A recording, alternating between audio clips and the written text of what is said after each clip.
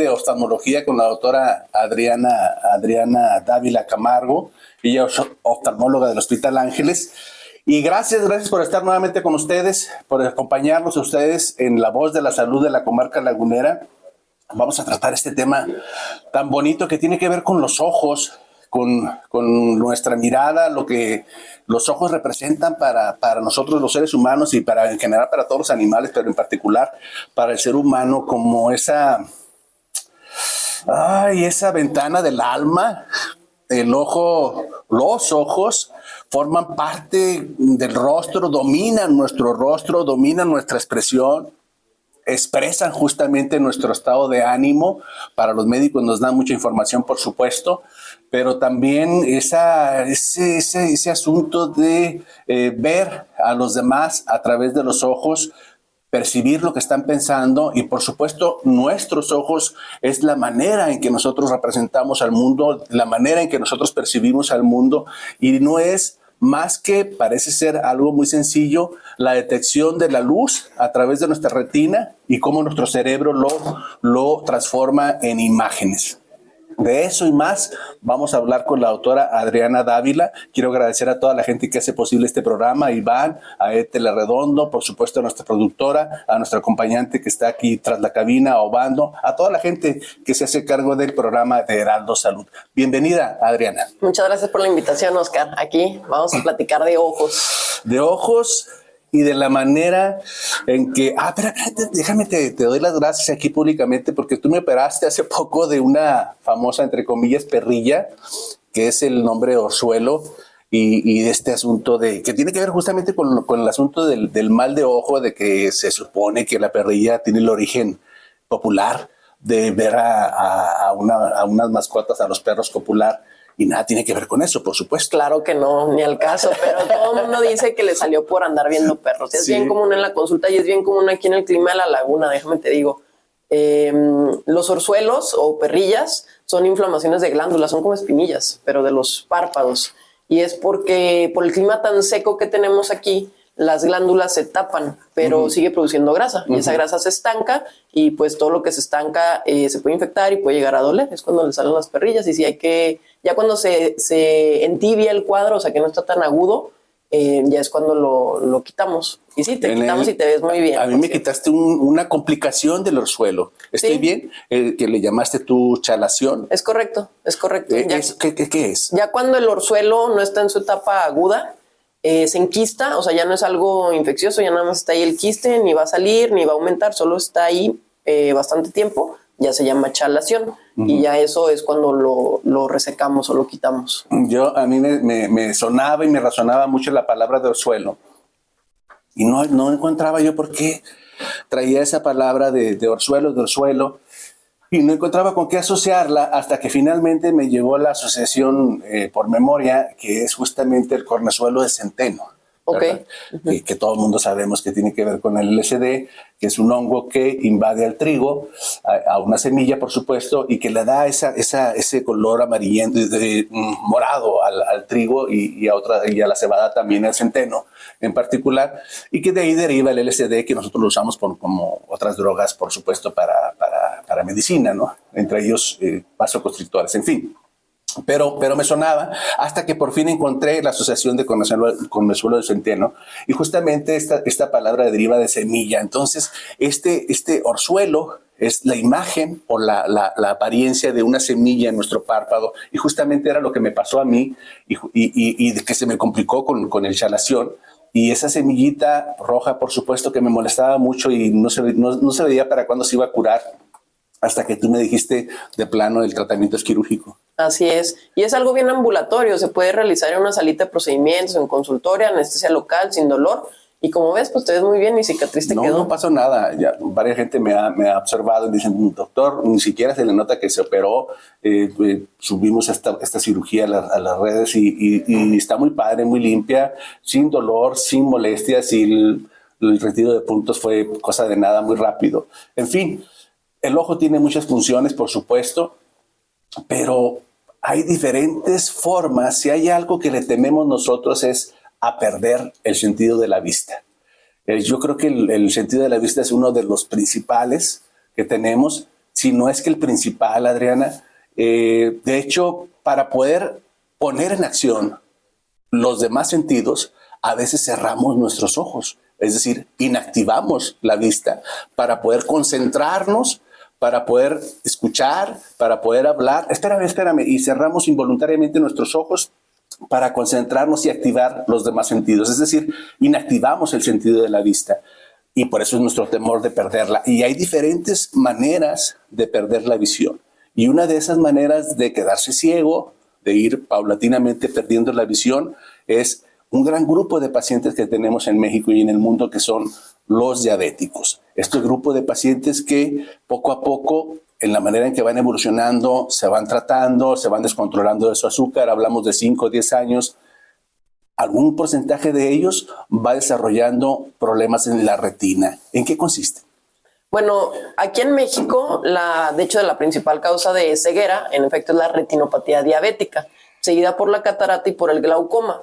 La retinopatía diabética, bueno, tú sabes, la diabetes es una enfermedad vascular, ¿no? Afecta a las células endoteliales y los vasos más pequeños, pues los tenemos en el ojo, en los riñones y en los nervios periféricos. Entonces, por eso la diabetes, pues afecta ojos, riñón y, pues, por ejemplo, piernas, lo del pie diabético y todo eso. O sea, cuando yo, por ejemplo, como médico general o de medicina interna o de endocrino, si yo observo que sus piecitos del paciente ya tiene úlceras, tiene llagas o el famoso pie diabético, o bien ese paciente ya está en programa de diálisis o ya se ve con una falla renal más o menos aguda o crónica, puedo asociar que tiene los mismos problemas a nivel de retina. Claro, tenlo por seguro. O sea, tú cuando haces el diagnóstico de diabetes, desde ahí el paciente año con año tiene que ir al oftalmólogo. Y tengo muchos pacientes con diabetes que empiezan con problemas de baja visual y les pregunto, ¿cuándo fue la última vez que lo revisaron? Y me dicen, hace 20 años. Y eso no debe de ser. De hecho, en la guía de práctica clínica, mal se hace el diagnóstico, tú lo estás refiriendo al oftalmólogo para ver que todo está bien. Y si todo está bien, lo vemos en un año. ¿Por qué? Porque no da síntomas hasta que ya es demasiado tarde. ¿Y cuáles son los síntomas? Me regreso, es un problema vascular, entonces empieza a fugar, los vasos sanguíneos de la retina no pueden con pues, la glucosa, empieza a fugar y esas fugas empiezan a estancar en las células de la retina. Es lo que conocemos como la retinopatía diabética. Se va hinchando la retina. La retina es una capa del ojo que son 10 células. Entonces, si pierde la arquitectura, ya no hay manera de regresar la visión. Muchos pacientes dicen, es que ya no voy a ver, pero no, es una cicatriz, un daño que ya se hizo. ¿Es irreversible? Es irreversible. La retinopatía diabética, ya en los daños avanzados, el daño visual es irreversible. Hay un término que utilizan los pacientes, yo no sé si es de los pacientes o de los oftalmólogos, el de moscas volando. Exacto. ¿Es de los pacientes? ¿A qué se refiere? No, eso se llaman miodesopsias. No está tan asociado a la retinopatía diabética. Por ejemplo, un paciente con miopía, un paciente más grande, el gel del ojo, que se llama vitrio, empieza a hacer grumitos, por así decirlo. Y esos grumos hacen sombras y son las moscas que nosotros vemos. Ah, ya. Entonces, ¿cómo es que ve un paciente que tiene retinopatía diabética? ¿Cómo puedo yo, como diabético, que tengo 20 años de diabetes, más o menos con subidas y bajadas de azúcar, a veces cambio de medicamentos, pastillas, insulina, lo combinado? ¿Cuál sería uno de los datos importantes desde el punto de vista de oftalmo para decir, oye, ¿sabes qué? Ve una nube, no sé, ¿cómo ve el paciente con diabetes complicada? Muy complicada. En ese sentido, sí, de retinopatía. Muchas veces ya ven manchas o no alcanzan a ver tan lejos y el paciente con diabetes presenta sangrados a nivel de vitrio, se llama hemorragia vítrea, y es cuando ahí sí el paciente dice, es que veo como, incluso a veces le dicen, veo como sangre dentro de mi ojo. Veo manchas, no puedo ver bien, pero ya cuando estás en ese grado está muy, muy avanzada. De hecho, ya es una retinopatía diabética pues terminal. Y no es de idea de diagnosticarla en esa fase. No, se opera y todo, pero ya el daño visual va a ser pues irreversible. O sea, es un paciente que no va a ver bien. Ustedes utilizan una herramienta muy bonita, un instrumento que a mí me fascina y que como el estetoscopio para nosotros, para el médico internista, es el oftalmoscopio. Es una herramienta muy padre que nos permite ver justamente hacia el interior del ojo, hacia la retina, y que yo digo, pues fue una herramienta que revolucionó la oftalmología. Así es. De hecho, la oftalmología ha tenido muchos avances. El oftalmoscopio directo, pues es el que se tiene así en las salas de urgencias de batalla, pero ya en la consulta lo que hacemos es que los vemos en la lámpara de hendidura, puede ser con lupas que usamos nosotros o con el oftalmoscopio indirecto, que es el que nos ponemos en la cabeza y con otro tipo de lupas y el paciente dilatado lo revisamos. Pero sí quería mencionarte que un paciente con diabetes con grados avanzados de retinopatía puede verte 20/20, que para nosotros es el 100%, y aún así presentar retinopatía diabética. Y no es tanto que tengas que, o sea, lo ideal en la retinopatía diabética no es tratamiento, es prevención de. Es por eso que cada año tenemos que revisar al paciente, porque el paciente puede ver bien y aún así tener retinopatía diabética. ¿Cómo lo sabemos? Primero, pues la toma de agudeza visual, pero digo, me puede ver 20/20. Segundo, es una exploración clínica. Nosotros somos capaces en la lámpara de hendidura de ver clínicamente que ya tiene daño. Pero dices tú, bueno, pues está viendo bien el paciente. Entonces, cuando mandamos unos estudios que se llaman fluorangiografía o tomografía de coherencia óptica, que ya nos dice, ¿sabes qué? Sí está fugando y se ve la fuga porque les pasas un medio de contraste por la vena, les tomas una foto para ver dónde realza pues ese medio de contraste y ahí es donde podemos saber que está fugando. Y si está fugando, hay una etapa donde ya el tratamiento es láser y mucha gente dice que piensa que el láser es para que vea mejor, pero no, realmente el láser es para prevenir que pierda la visión. O sea, no mejora más. O sea, no. Estás previniendo que avance, que evolucione. Exactamente. Y hay una cosa que se llama edema macular, que es cuando se hincha la mácula. La mácula en la retina se llama mácula por el latín mancha, es una manchita que nosotros vemos que es la sección de visión más fina. Entonces esa cuando se hincha, el paciente ve muy borroso. Muy mal. Y ahí el tratamiento son inyecciones. Es por eso que al paciente con diabetes muchas veces le preguntamos, ¿te han puesto láser o te han inyectado el ojo? Y hay gente que no sabe ni qué onda. Pues estamos hablando de esto, son medidas de prevención y de tratamiento. El edema macular sí puede mejorar con las inyecciones, pero el problema de esas inyecciones es que son varias sesiones para que se quite. Y si no controlas la enfermedad de base, que es la diabetes, o sea, si sigues con más de 200, 300, que es mucho de nuestra población, pues va a seguir empeorando. Sí, claro. El paciente tiene que ser controlado con sus niveles de azúcar, de hemoglobina glucosilada, de proteína en orina, de la presión arterial, en fin, el control metabólico total para tratar justamente en forma simultánea lo que está diciendo la doctora Dávila, la retinopatía y evitar que esa ceguera o esos problemas visuales de la retina evolucionen hacia peor, ¿verdad? El paciente puede ir a una sesión de tratamiento con láser, pero si no se controla su diabetes en forma regular y constante, las cosas van a ir de mal en peor, a pesar de que haya sido tratado de diferentes maneras por oftalmología. Me llama la atención lo que tú mencionabas de este estudio muy bonito, que aparte del fondo de ojo que ahorita nos explicas con más detalle en qué consiste, la angiografía, ¿verdad? Es pintar las arterias de la retina y luego le agregas un colorante y si ese colorante se fuga por esos vasitos, entonces tiene una imagen en particular, supongo.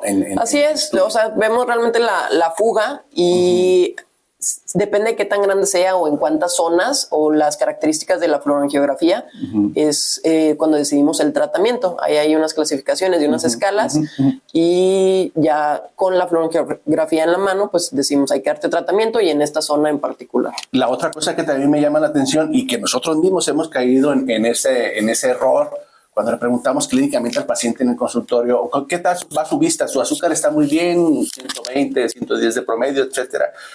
Y luego le preguntamos, ¿qué tal va su visión? Doctor, veo perfecto. Yo le puedo leer lo que dice ahí en su diploma y uno se sorprende porque ni uno mismo tiene esa visión. Caray. Entonces sus ojos están muy bien cuando tú dices la visión 20/20, ¿no? Pero eso no representa que el paciente con diabetes no esté desarrollando retinopatía diabética. Eso para nosotros es como una falsa pista, pues, de bienestar, tanto para el médico, preguntar que si el paciente ve de lejos y ve muy bien y que el paciente nos responda que sí, nos engañamos los dos y decimos, no, pues entonces no vaya con el oftalmólogo, no tiene ningún caso. Si su visión está así o ve muy bien de lejos y de noche, entonces no tiene ningún sentido ir con el oftalmo y ese es un error. Ese es un error. La visión es subjetiva. Tengo pacientes que me dicen, oye, no, pero yo veo súper bien. Y los revisas ojo por ojo, es decir, tapas un ojo y luego revisas el otro y realmente el paciente no ve bien, pero el paciente te va a decir, yo veo bien. ¿Por qué? porque poco a poco te vas acostumbrando a esa pérdida visual y no nos damos cuenta de que perdemos la visión. Incluso tengo gente que nunca se había dado cuenta que no veía con un ojo o que veía muy mal con el otro ojo hasta que van por alguna otra cosa a revisión. O sea, por ejemplo, a veces me ha tocado que por que les cae una rebaba, que es clásico, les tomas la visión y te das cuenta que no ven de un ojo. Le digo, ¿ya sabías que no veías bien de un ojo? No, y nunca se habían dado cuenta. Entonces ahí es donde empieza pues, la exploración y ver qué ha pasado. Estamos platicando con la doctora Adriana Dávila Camargo, ella es oftalmóloga, está en el Hospital Ángeles. ¿En qué piso estás, Adriana? En el 5º piso. En el 5º, en el 520. Sí. La vez pasada me fui al cuarto y ya andaba todo despistado y aparte recién operado.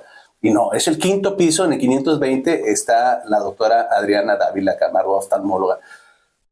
También ese estudio famoso del fondo de ojo, te quiero preguntar, ¿me puedes decir en qué consiste y si es fácil hacerlo? Si tienes la herramienta adecuada, siempre todo es fácil en la vida. Por ejemplo, la lámpara de hendidura. Nosotros con eso revisamos a los pacientes. O el oftalmoscopio indirecto, pero el paciente dilatado. Los médicos, me voy a desviar un poquito hacia atrás. Los médicos en entrenamiento están capacitados para hacer el fondo de ojo con el oftalmoscopio. El oftalmoscopio directo. Es un interno. Sí. Nada más alcanzas a ver como un 10% del fondo de ojo, incluso con el paciente bajo midriasis, es decir, con la pupila dilatada.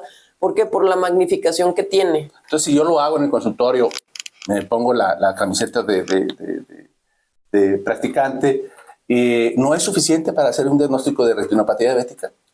Yo creo que no. Yo creo que es más fácil con unas lupas distintas. O sea, es más fácil para el oftalmólogo hacerlo en 1 minuto, 2 minutos. Totalmente, estoy totalmente de acuerdo contigo. Estoy totalmente de acuerdo.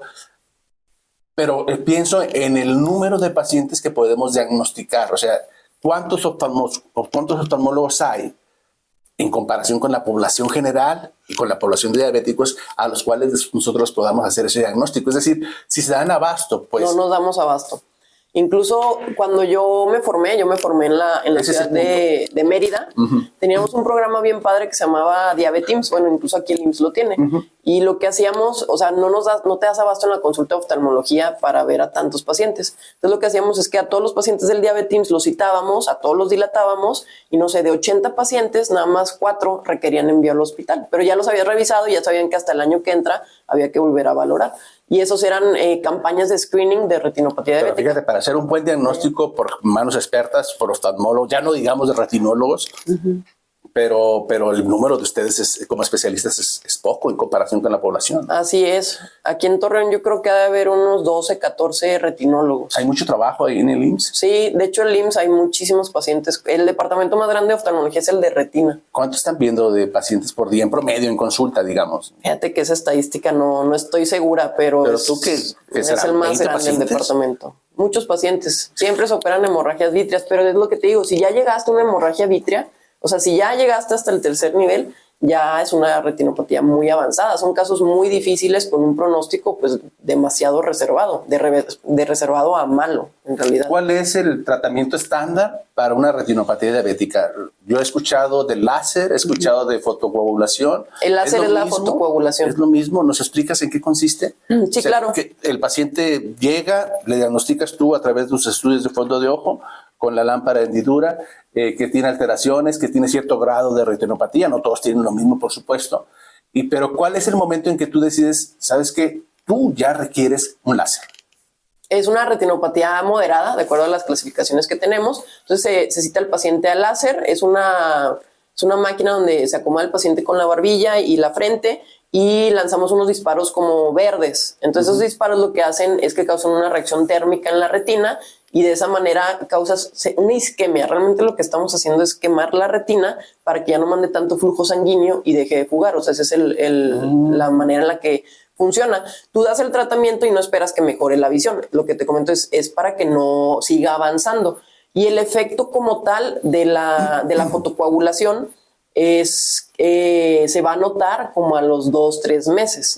Otra opción que sí ayuda a mejorar la visión, pero no está indicado en todos los casos, son las inyecciones de este medicamento que se llama antiangiogénico.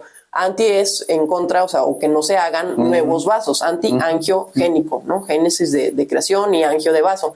Entonces esos son los medicamentos y básicamente lo que hacen es, pues al paciente le explicamos que es como chupar la retina para que no siga fugando, para que ya no haya ese edema o ese líquido extravasado. Entonces eso es lo que hacen las inyecciones y se pone una por mes o depende del esquema o de qué tan avanzada esté tu retinopatía y se puede poner una por mes. Una dosis en cada ojo, esas sí son inyecciones como tal, adentro del ojo, unas agujitas muy, muy chiquitas, y eso sí mejora la visión. Ya cuando avanzó a algo quirúrgico, lo que hace la retinopatía diabética, si sangró, por ejemplo, pues lo indicado es hacer una vitrectomía. El vitrio es el gel del ojo, y ahí se pone la sangre que sale de estos vasos, y pues no permite que entre la luz. Entonces se hace una cirugía que se llama vitrectomía, y se retira esa sangre. Pero a veces, si no se atiende a tiempo, por ejemplo, pues eso se coagula, por así decirlo, Sí. digo a grosso modo, ¿no? Y puede causar desprendimientos de retina traccionales, es decir, ese coágulo se cicatriza y tú sabes que una cicatriz se contraen y entonces cuando me jala la retina, me la desprende y el pronóstico pasó de reservado a muy malo. O sea, el desprendimiento de retina es algo grave. Claro, o sea, la retina hay que recordar que es una capa de 10 células. Si tú alteras de alguna manera la arquitectura de la retina, no hay manera en la que puedas volverla a pegar o que mejore la visión. O sea, ya fue. ¿Y cómo me doy cuenta de que se me desprendió la retina? Hay varias clases de desprendimiento de retina. Digo, en los pacientes con diabetes lo más común es el traccional, que se jaló, pero por ejemplo también puede ser por algún golpe. Y el síntoma más común es ver muchas moscas volantes, pero muchas. Incluso pueden llegar a ver hasta una sombra que desciende y baja visual. Y a veces puede estar desprendida la retina. Esto es súbito. Sí. O sea, el paciente estaba más o menos, veía bien y de repente aparece lo que estás diciendo, esa sombra. Exactamente. Por eso o también empiezan a haber flashazos. Los flashazos es una reacción de las células de la retina que están reaccionando a un estímulo. Entonces ver muchos flashazos, muchas moscas volantes, una sombra que baja o que baje la visión, pues deberías ir de manera rápida. El desprendimiento de retina. Al oftalmólogo, sí, hay que ir a revisarte, porque a veces no todo es desprendimiento de retina, pero vale más pecar de precavido que pues dejar que pase. Y no sé que ustedes lo hacen. La situación, sí. Los médicos generales y los internistas no estamos capacitados para hacer eso. O sea, yo la verdad, si tú me dices, clínicamente puedes sospecharlo, pero tengo que derivarlo con el especialista para que ustedes les ratifiquen o le rectifiquen ese diagnóstico y más certero, y por supuesto lo lleven al tratamiento oportuno. ¿En cuánto tiempo se debe de tratar para decir, sabes qué? No pienso en horas o en días. ¿Cuánto tiempo se debe de tratar un desprendimiento de la retina? Días, en realidad. Porque hay desprendimientos, depende si está en la parte de arriba o en la parte de abajo. Si ya está afectando la zona que se llama mácula, todo eso habla del pronóstico y de la gravedad y de qué tan rápido tiene que ser, pero tienes días. Hablaste tú también de traumatismos que pueden desprender la retina. A todos los pacientes que presentan un golpe contuso, aunque sea con un balón de fútbol o que le pegaron con un puño o que se pegó, hay que revisar el ojo porque muchas veces empiezan se llaman lesiones predisponentes. Y nada más bajo midriasis, o sea, dilatado el paciente y con unos espejos especiales o unos depresores de ojito para poder ver atrás del iris, somos capaces de revisar si tiene esas lesiones. Y a esas se les da láser. Por eso hay pacientes a los que les das láser para prevenir un desprendimiento. Me hiciste recordar a los pacientes que tenemos nosotros en terapia intensiva de politrauma, que generalmente provienen de algún accidente o de alguna riña. Generalmente son accidentes automovilísticos serios, volcaduras. Y nosotros, ya lo sabes tú, ingresamos al paciente con trauma craneoencefálico, con fracturas en la costilla, con contusión pulmonar, contusión miocárdica, abdomen agudo, se fracturó el vaso, etcétera, lo que tú quieras. Y luego alguien, entre ellos muchos de nosotros, interconsulta oftalmología y alguien decía, ¿para qué? ¿Para qué pides la interconsulta oftalmología? Hay que quitarle el edema cerebral y que despierte y drenar el coágulo y háblale de cirugía, neurocirugía y háblale al cirujano de tórax, en fin. Pero resulta que cuando van ustedes, examinan los ojos del paciente y vemos sus notas de exploración, nos quedamos sorprendidos de todo lo que encuentran en un espacio tan pequeño que es la pupila y cómo lo describen en sus notas y todo lo que encuentran. Aparentemente no tendría caso pedir una interconsulta de oftalmología, pero resulta que sí están sumamente dañados por los politraumas. Adriana, vamos a ir a una pausa. A la gente que nos escucha, estamos hablando con la doctora Adriana Dávila del consultorio 520 en el Hospital Ángeles, en el 5º piso, oftalmóloga, por supuesto. Vamos a regresar para tratar el tema de ojo y, por supuesto, también de catarata. La oftalmología es una de las especialidades más bonitas, más delicadas, más finas en comparación con nosotros, con el cirujano general, que pues, todo es macro, todo es muy grande, con terapia intensiva, que invadimos al paciente, somos muy bruscos, muy grotescos en nuestros procedimientos, pues porque es otra visión y otro tipo de pacientes, por supuesto, ¿no? Y el tiempo es muy importante para nosotros, en fin, es otro grupo de pacientes. Pero oftalmología y otorrinolaringología son de las especialidades más bonitas, y aparte oftalmología se me hace una especialidad sin el término misógino, que eso lo odio, muy femenino, muy de ustedes, muy padre, ¿no? La cirugía que ustedes hacen con microscopio, con grandes lupas, con hilos muy delgaditos, con muy fina esa. Y aparte tú me decías ahorita que también tienen la connotación romántica en ese sentido de la exploración, que no lo dudo que exista en ustedes. Pero me decías que también estuviste a cargo o estás a cargo de una clínica de órbita. Mira, yo tengo muchos años, ya sabes, aquí en esto, y las especialidades se van subdividiendo, y una de ellas es órbita. ¿En qué consiste esa clínica de órbita? Sí. Nada más regresándome tantito, a veces a todo el mundo se le olvida que el oftalmólogo es cirujano oftalmólogo, o sea, también, claro, pero también claro, somos cirujanas, claro, o sea, si operamos, lo damos por hecho, ¿no? Sí, creen que solo ponemos lentes, sí, pero somos cirujanos. Sí, los confunden con oculistas y que también tienen su labor, ¿verdad? Sí. Voy con... No, es otra cosa. Y luego las subespecialidades, que supuestamente estamos hablando de retina, sí, de órbita. Hay varias. La que me comentas de órbita se llama órbita, párpados y vía lagrimal. También le conocen como oculoplástica, que hacemos todo lo estético, reconstructivo y funcional del área periocular y de los anexos oculares. Y de órbita, por ejemplo, puedes presentar traumatismos, o sea, fracturas de órbita, tumores, que también es muy común. El más común es linfoma, gente que empieza con alguna bolita ahí en la glándula lagrimal y hay que biopsiar, y el tratamiento es con hematología, o quistes dermoides orbitarios, cuando la gente tiene los ojitos como saltones. Por ejemplo, eso también puede ser una exoftalmopatía tiroidea, que es bien común. El hipertiroidismo, activan ahí unos anticuerpos y afecta a la órbita. Es gente que parece que está asustada todo el tiempo y con los ojos inflamados. Eso lo ve el orbitólogo en conjunto con el endocrinólogo. Tiene un manejo tanto médico como quirúrgico. Otra opción también de las órbitas es gente que perdió un ojo, que también es muy común, se llama cavidad anoftálmica, es reconstrucción de cavidad anoftálmica. Y sobre todo eso, hay infecciones orbitarias, también fue muy común lo que comentábamos en la pandemia, las infecciones orbitarias, y esas pues pueden llegar a tener cierto grado de mortalidad. Eso es lo que hacemos. Que dijiste tú lo de perder el ojo. Yo no sé si alguna gente se recuerda de esta serie del ojo biónico, del hombre biónico, que tenía justamente un ojo biónico y que era de los años 70, 80, y nosotros estábamos asombrados en esos monitores de casi blanco y negro, que también tenía un brazo biónico y el ojo biónico, y sonaba algo pues fuera de lugar, ficción totalmente, ¿no? ¿Ustedes manejan para el paciente con ceguera algún tratamiento de ese tipo, entre comillas, ojo biónico, que no es un ojo biónico como tal, como estaba representado en aquellos entonces, como una prótesis como tal, sino que consiste en unos microtransmisores o algo parecido?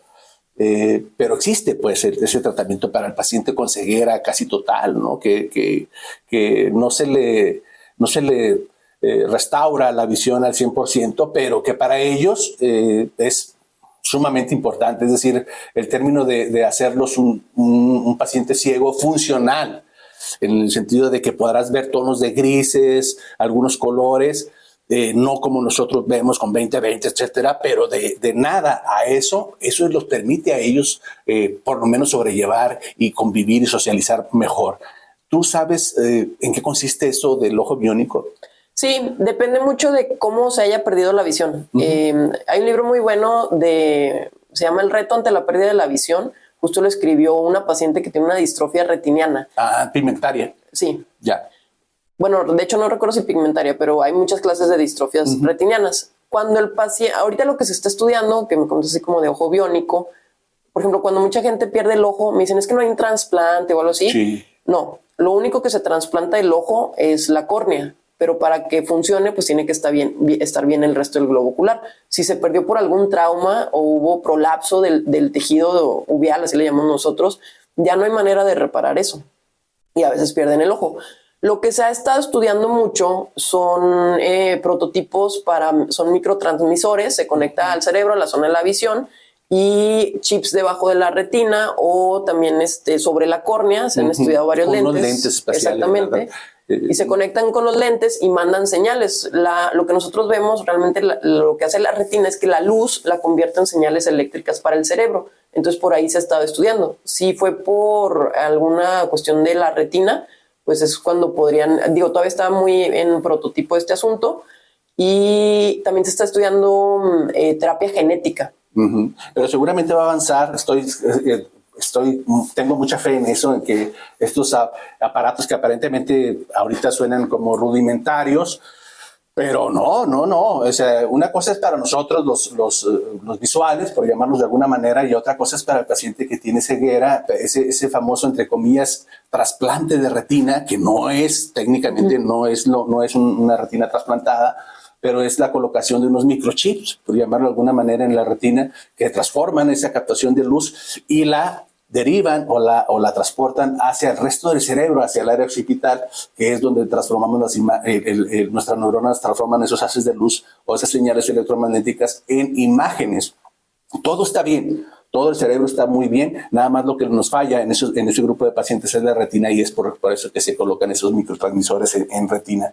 Decía el gran escritor Borges que él había perdido la visión cuando le preguntaban ¿cómo ve un paciente ciego? ¿Qué siente? ¿Usted desarrolla más los otros sentidos como escritor, como poeta? Y Borges contestaba que no, que para él, como él había perdido la visión de forma paulatina, no había desarrollado o hiperdesarrollado el resto de los sentidos, como aquel paciente que nace ciego, por ejemplo, que desarrolla la ceguera en forma temprana o congénita. Ellos sí desarrollan el resto de los sentidos más hipersensibles, pero cuando lo hacen en forma paulatina, como el paciente diabético o como Borges, que lo hizo, que era un apasionado en ese sentido, y me acuerdo ahorita de los colores porque él mencionaba que uno de los colores de los cuales le había sido fiel toda la vida era el amarillo. Okay. El amarillo. Sí. Y que se aferraba, al menos en su ceguera personal, de que es un mito que los ciegos ven en negro. Decían, no, si acaso el negro es el que me hace falta a mí. ¿Es cierto? Sí, cuando tú defines ceguera, realmente es la no percepción de luz. Nosotros cuando tomamos agudeza visual, si el paciente percibe luz, para nosotros no es ciego. Y hay mucha gente que dice, es que yo estoy ciego. Le digo, no, señor, usted está lejos de ser ciego. Ve un cuentadedos o un 20-400, o sea, eso no es ceguera. Hay gente que sí ve negro y eso es no percepción de luz, esa es la ceguera como tal. Muy bien, muy bien. ¿Qué te parece, Adriana, si pasamos al terreno de la catarata, que también es algo que es quirúrgico y que es una de las patologías, supongo, más frecuentes que ustedes atienden? Claro, es como la cesárea del ginecólogo, pues la catarata para el oftalmólogo. La catarata, las amígdalas para el otorrino. Así es. Le decía un pediatra, oiga, doctor, ¿siguen operando las amigdalectomías ustedes como pediatras cirujanos? Le decía, sí, sigue siendo de nuestras cirugías preferidas junto con las hernias inguinales. En el caso de oftalmología, me dices la catarata. ¿En qué consiste la catarata? La catarata es cuando, haz de cuenta que en el ojo hay una estructura que se llama cristalino. El cristalino es el que se encarga de enfocar. Tiene un movimiento se hace grande y se hace pequeño, como una cámara cuando está intentando enfocar. Y cuando tenemos como 40, 45, se empieza a hacer duro los músculos que hacen ese movimiento. Y es cuando empiezas con la presbicia. Pasan más años y se va haciendo más opaco ese cristalino. Ese es transparente. Cuando uno nace, pasan los años, se va haciendo opaco. Y el paciente, lo primero que empieza es a bajar la calidad de los colores. Pero como es paulatino, pues no se da cuenta. Incluso ahorita no me acuerdo de algún artista, pero pintan muy azul cuando son jóvenes y van envejeciendo y se van viendo sus cuadros más amarillos. Y es porque se va opacando el cristalino. Es su manera de ver los colores. Exactamente. Y el paciente no se da cuenta porque pues pasó en 60 años. Sí, mira qué interesante lo que estás diciendo. Yo no sabía eso, que se va transformando nuestra capacidad y nuestra tonalidad de colores. Entonces es una opacidad en esta parte del cristalino que tiene que ver con diabetes. Sí, hay pero también con la edad. Exactamente, catarata metabólica. Por ejemplo, diabetes es la causa más común aquí, pero hay algunas enfermedades genéticas que también causan catarata. También catarata congénita, que de nacimiento nacen con ella, y esas hay que operarla a la brevedad, porque si tú no entrenas al ojo a ver, después de 7, 8 años, ya se llama ambliopía. Ya, aunque el ojo esté bien, nunca va a desarrollar la visión porque no están los canales neuronales. Mira, o sea, es una cirugía de detección primero temprana, la congénita en los niños, y de resolución también temprana, ¿no? Y todos los pacientes, por ejemplo, hay que saber si ven o no de niños, porque si no lo detectas a tiempo, ya va a ser un ojo flojo de por vida. ¿Cuáles son las causas de que un niño nazca con catarata? Realmente puede ser genético. Genético. Sí, algún gen. ¿Piensas también en infecciones? No. Sí, también en infecciones que la madre pasa al bebé y causan catarata. Catarata. Ahí el tratamiento es oportuno y, por supuesto, la detección temprana, yo supongo que la dará el pediatra. Sí, se ve nubecita, se ve la nubecita, la clásica nubecita en el ojo. Se le ve la nube así. Sí, una catarata se llega a ver blanca. En la pupila, en vez de verse negra, se ve blanca. Y la otra categoría es la catarata senil, que es la más común después de los 60. De hecho, a veces desde los 50 y tantos hay que operarla por edad y se les pone un lente intraocular. Haz de cuenta que entramos con una incisión de 2.5 milímetros y todo lo hacemos por dentro, nos comemos el cristalino y deja una bolsita. Y en esa bolsa se pone un lente intraocular, que es con la graduación con la que ya te vas a quedar. Y no te puede volver a salir catarata, porque pues ya no hay. Lo que sí puede pasar es que se ensucia la bolsa donde pusiste el lente, y una vez en la vida hay que dar un láser para limpiar eso. Y ya es una cirugía súper ambulatoria, media hora. Ambulatoria? ¿Es en quirófano? Es en quirófano, claro. Regresamos a la fotocoagulación, al láser que nos decías. ¿Esa es también en quirófano? No, es en consultorio. ¿Y duele la del paciente diabético? El láser a veces puede llegar a ser un poco molesto, pero se puede anestesiar al paciente. Y la catarata realmente no duele y se pone de todos modos anestesia. ¿Cuál es el tiempo promedio quirúrgico de esas dos? El láser te puedes tardar 30 minutos, pueden ser una sesión o 2 sesiones o 3 sesiones, depende de si van a ser los 2 ojos, un ojo o qué tanta fotocoagulación hay que poner. Y la catarata más o menos estás hablando de media hora en lo que entras y ¿Es sales? de lo que más operan ustedes? Sí, claro, te digo, es la cesárea, es la de batalla. Pero los ginecólogos a veces se exageran con la cesárea, ¿no? Sí, la mayoría de las personas tienen 2 ojos y todos, absolutamente todos, van a tener catarata. O sea, nosotros tarde o temprano, el paciente de arriba de 40 años, vamos a desarrollar tarde o temprano algún grado de catarata. Es correcto.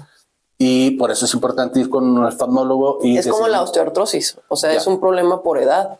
Sí. Y no pasa nada, se opera y resuelto el asunto. ¿Se recuperan al 100%? Sí, es una cirugía muy bonita, muy limpia. No sangra, incluso es avascular la córnea por donde entramos, entonces no hay sangre. Y al día siguiente ya están viendo bien. Y el otro ojo se puede operar a los pocos días. Había escuchado de un tratamiento para catarata que es con una mini incisión con emulsión, con ultrasonido. Sí, es esa. Se llama facoemulsificación. ¿Es esa la que estás hablando? Es correcto, sí. Es como un ultrasonido. La gente le dice láser, pero realmente es un ultrasonido. Y lo que hace es que lanza unas vibraciones y de esa manera destruye el núcleo de la catarata y lo absorbe. Lo absorbe. Ahí no cambias el cristalino, entonces. Sí, lo quitas por completo y solo queda la bolsa, y luego ahí se pone el lente intraocular. El lente intraocular. ¿Complicaciones? Las complicaciones pues pueden ser una infección, se llama endoftalmitis, pero realmente es raro, por eso es que tiene que ser en quirófano y todo limpio. Una sorpresa refractiva, es decir, sacamos la graduación basada en fórmulas con la curvatura de tu córnea y la longitud de tu ojo. Y son fórmulas que están pues muy bien estudiadas, depende si eres hipermétrope, miope, total. Se hace la fórmula y te operamos y todo perfecto, y resulta que ya con esa graduación me ves borroso o muy borroso o con una graduación muy distinta. Porque si me cambia por ejemplo, 1 milímetro, me cambia 2 dioptrías de graduación. Es decir, Un milímetro en vez de estar en 0, puedes estar en -2 y a un -2 ya no ve bien. No sé, tú me dijiste cuando fui a tu consultorio para que me quitaras el quiste o chalación, me decías, es que el paciente con catarata o con retinopatía, pero en particular con catarata, a veces llega tarde, digamos, a la consulta porque está acostumbrado a su medio interno, de tal manera que se acostumbra a vivir en su casa. Digamos, un paciente de 70 años y se socializa con 3 o 4 áreas específicas: el súper, su casa, su cuarto, su habitación, y entonces eso no le permite notar la diferencia con aquel paciente que se pide más, por ejemplo, un aviador, ¿verdad? Exacto.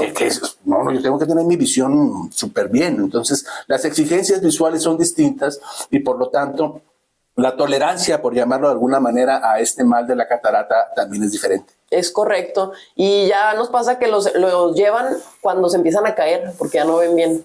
Ya, eso es el... Si tienes un familiar y se está cayendo, pues hay que checarle los ojos, porque muchas veces se caen porque no ven o no vieron el escalón. Sí, pasó con mi suegro que se cayó. Yo le decía a suegro, ¿pero cómo es posible que se haya caído y se haya roto la cadera? Fue el problema, ¿no? Se rompió la cadera, que le mando saludos a mi suegro, y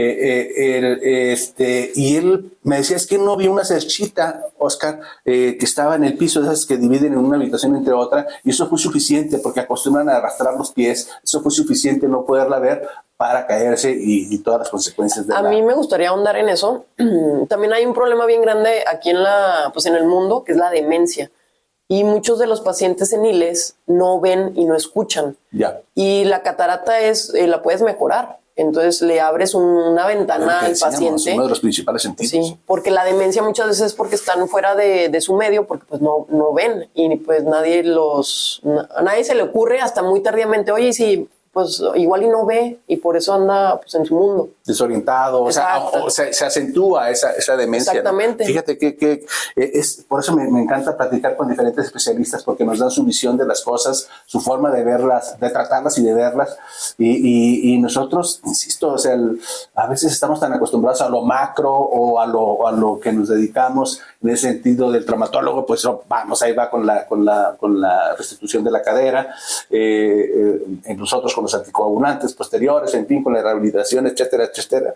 No demerita ninguna acción, pero eso que me estás diciendo de que el paciente también puede mejorar su estado neurológico a través de la corrección de la visión, en particular de la catarata. Sí, y por ejemplo en niños, tengo niños que son malos para la escuela, pero a nadie se le ocurrió ver si veía, y resulta que son súper miopes y pues por eso no han progresado mucho. Anótame en ese grupo.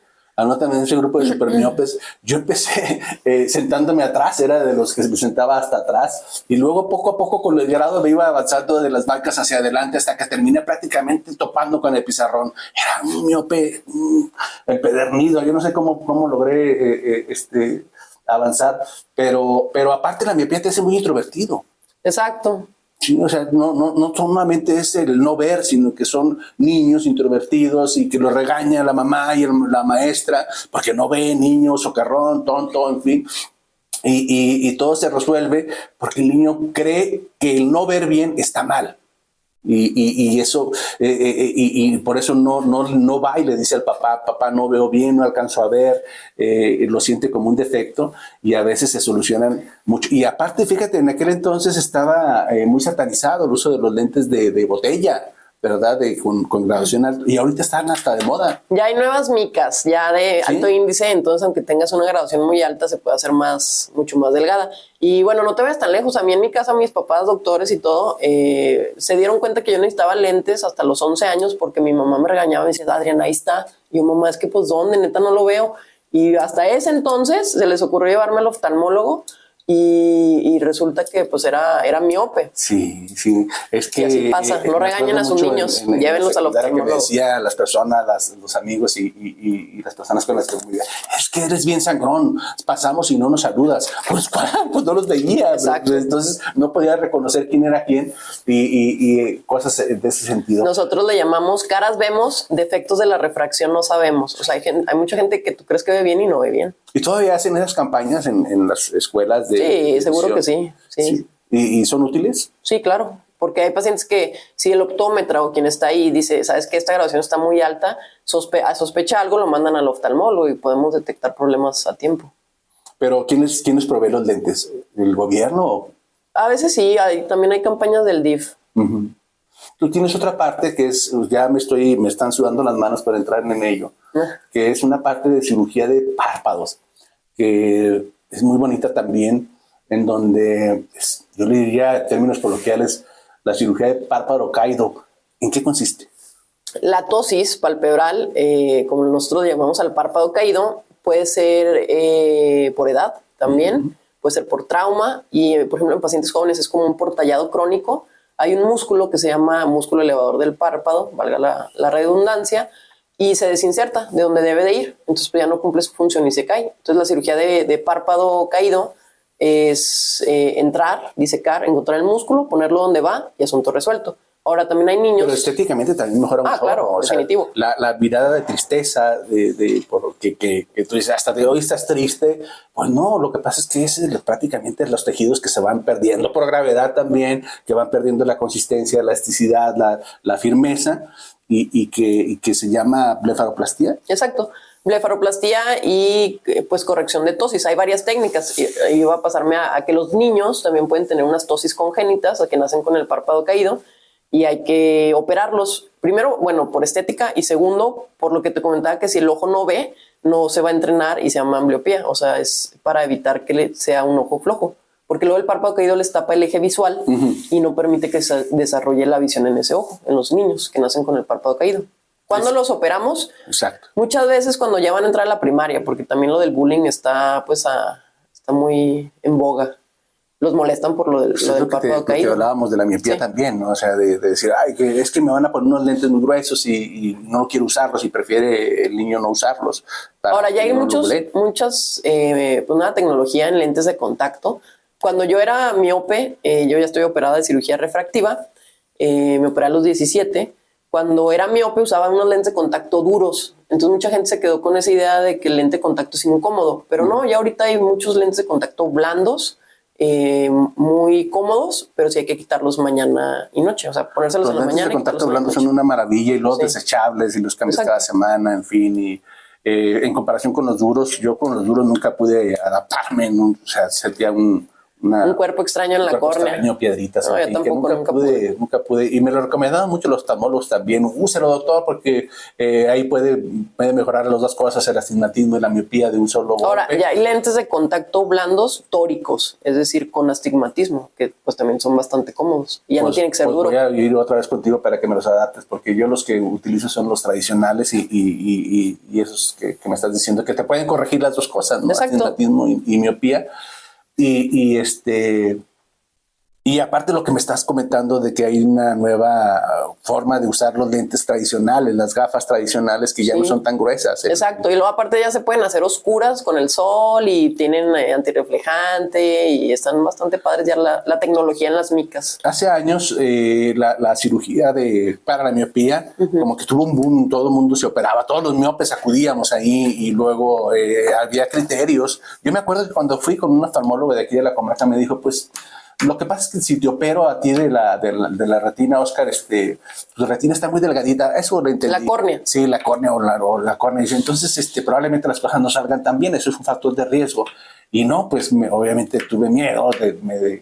No me animé y dije, bueno, así nos quedamos, ¿no? Pero ya iba yo a ese tipo de cirugía para corrección de la miopía, sí. Ya después de los 45, 50, ya es...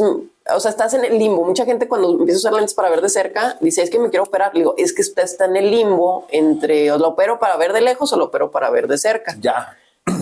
Y ya va a llegar una edad en donde pues mejor le ponemos la graduación adentro del ojo con lente intraocular. Básicamente es una cirugía de catarata, pero refractiva. O sea, para que veas bien, pero quitando el cristalino, no dando láser. O sea, nosotros podemos corregir visión con láser o con lentes intraoculares. Y llega una edad en donde es más factible que te funcione más si es el lente intraocular que el láser.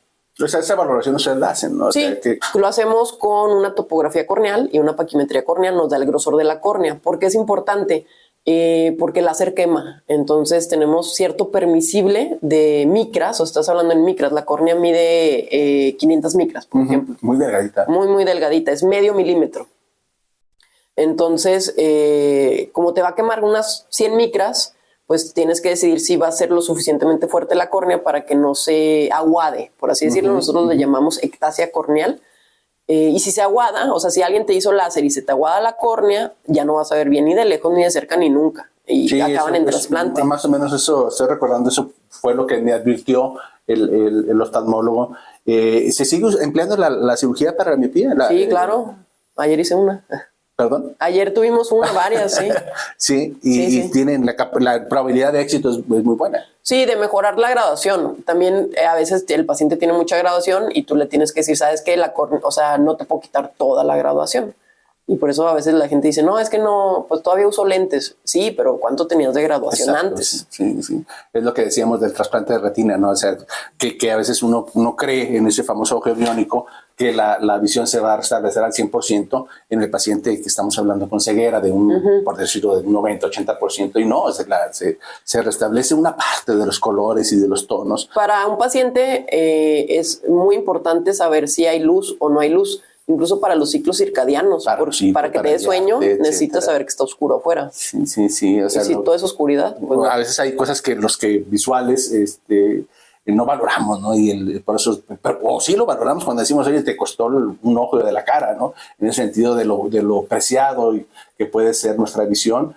Y que sigue siendo hasta la actualidad esta ventana que nos permite observar el mundo y que nos permite también ser observados porque la visión y nuestra manera de ver representa muchas cosas, representa hasta la verdad y la insinceridad, ¿no? O sea, de cuando la gente está mintiendo. Y por eso decimos, veme a la cara cuando me estés diciendo las cosas, porque de esa manera puedo detectar. Si antes detectábamos a nuestros depredadores como bestias o como animales, o lo detectamos de una manera más sofisticada con ciertos movimientos minúsculos, podemos más o menos inferir o vaticinar si nos está mintiendo esa persona o no. Y eso nos permite de alguna manera sobrevivir a la estafa, por ejemplo, ¿no? Así es, la mirada dice muchas cosas. Adriana, quiero agradecerte que estés acá con nosotros. Estamos hablando con la doctora Adriana Dávila. ¿Nos repites tu teléfono de contacto y en dónde estás trabajando? Claro, estamos en el Hospital Ángeles Torreón. El número de contacto es 8714-076443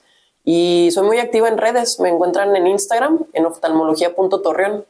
Claro, se le recomiendo, excelente cirujano, excelente, en carne propia lo puedo decir, excelente médico cirujano oftalmólogo. Gracias, Adriana, y después, si te parece, platicaremos de lo que significa la cirugía estética desde el punto de vista oftalmológico. Ese es un tema que a mí me atañe y que a mí me da curiosidad. Y si tienes tiempo, aquí te esperamos después. Muchas gracias, Oscar, por la invitación. Gracias a usted por acompañarnos. Estuvimos con la doctora Adriana Dávila, médico oftalmóloga del Hospital Ángeles. Nos vemos el próximo sábado. Gracias por su compañía. Hasta luego.